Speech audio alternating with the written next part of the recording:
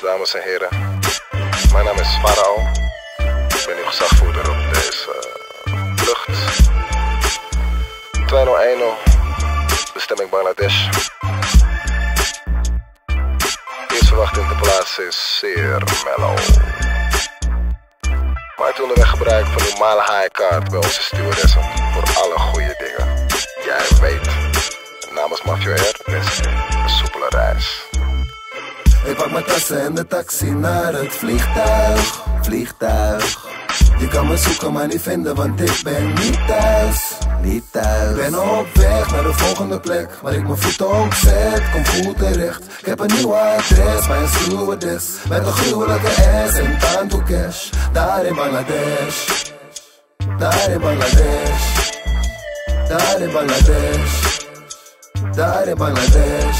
Yeah. Ooit zei ik bestemming bereikt, Nu heb ik scheid aan deadlines, we hebben de tijd zonder pauze. Maar ongehaast zodat we opblazen, laatst achter, stom verbaasd op het laat. Linker rijstrook stijl, man ik chill altijd zo. Split erbij, ik zit een mijl hoog. Helikopterview, ja kijk verderop. Ze zochten iets nieuws, ik breng het toch, klim stijl bergop. Op mijn route roepen ze, veel spreken troebel. Het goeie is me toebedeeld broeder. Zij mag mee als passagier, hij neem alvast wat bier.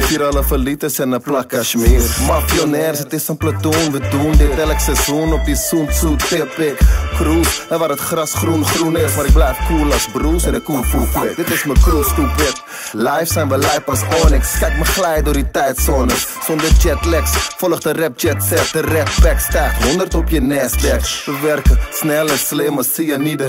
Drop een nieuwe lawine vanaf mijn piramide. En ja, ik zie de toekomst met vertrouwen tegemoet. Zoek ons, we komen gauw op bezoek. Check je later. Ik pak mijn tassen en de taxi naar het vliegtuig.